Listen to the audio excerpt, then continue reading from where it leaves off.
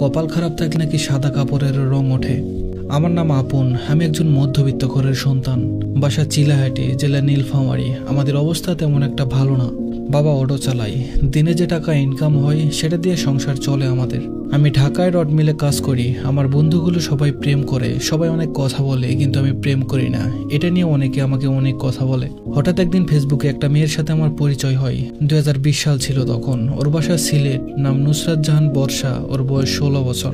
ওর সাথে কথা বলতে বলতে রাত দিন কেটে যেত, এভাবেই চলতে থাকলো। কেটে গেল 4টা বছর।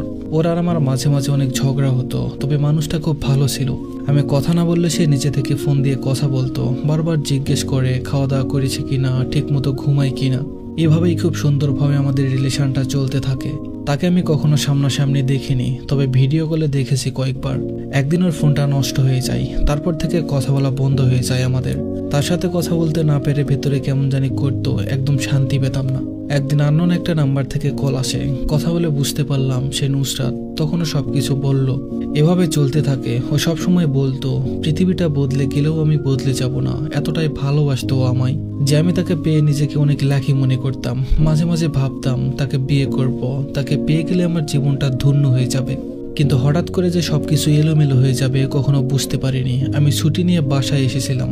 বাসায় কয়েকদিন থাকার পর হঠাৎ করে আমার বুকে চাপ দিতে শুরু করলো, শ্বাসকষ্টের সমস্যা শুরু হলো।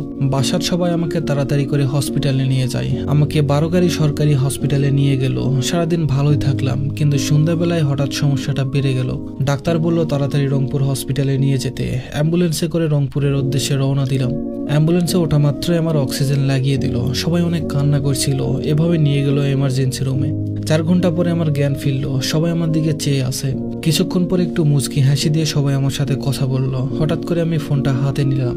দেখলাম সে ফোন করেছে, মেসেজ করেছে। সবার সামনে ফোন দিতে পারলাম না, তবে তার মেসেজগুলো দেখে আমার মাথার উপর যেন আকাশ ভেঙে পড়ল। ও লিখেছে, আমায় তুমি ক্ষমা করে দিও। আমি পারলাম না তোমার সাথে সারা জীবন থাকতে, পারলাম না তোমায় ভালোবেসে বেঁধে রাখতে। আমার বিয়ে হয়ে গেছে। মেসেজগুলো দেখে আমি অবাক হয়ে গেলাম। বিশ্বাস হচ্ছে না আমার। 3 দিন পর আমি হসপিটাল থেকে আল্লাহর রহমতে ভালো হয়ে বাসায় চলে আসলাম। আমার রিপোর্টে ধরা পড়েছিল আমার বুকে ইনফেকশন হয়েছে। যাই হোক, ব্যাপার না, আল্লাহ ভালো করে দিবেন। বাসায় এসে ফোন দিয়ে বললাম, তুমি আমার সাথে মজা করছো তাই না? ও বলল, আমি যা যা বলেছি সবকিছুই সত্যি। তবু আমার বিশ্বাস হচ্ছিল না, কিন্তু ওর বারবার বলার পরেও আমার কেমন জানি মনে হচ্ছিল ও সত্যি বলছে।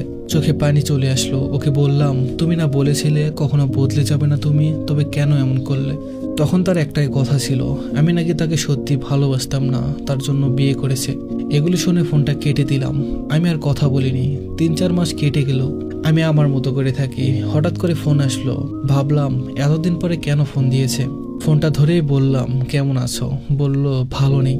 আমি বললাম, ভালো থাকার জন্যই তো আমাকে ছেড়ে গেছো, তাহলে ভালো নেই কেন? সে আর কোনো কথা বলল না। তার 3 দিন পর ফোন দিয়ে বলল, আমি ভুল করেছি। আমি তাকে জিজ্ঞেস করলাম যে কি ভুল করেছো। সে বলল, আমি তোমাকে ঠকিয়েছি, আমি তোমাকে ছাড়া থাকতে পারছি না।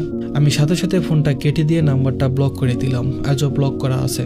2024-এর শেষবারের মতো কথা হয়েছে তার সাথে, তারপর আর কথা হয়নি। আমি সবার উদ্দেশ্যে একটা কথাই বলতে চাই, কাউকে ভালোবেসে যদি সারা জীবন তার সাথে থাকতে না পারেন, তবে অল্প কিছুদিনের মায় ফেলে তার জীবনটা নষ্ট করে দিবেন না।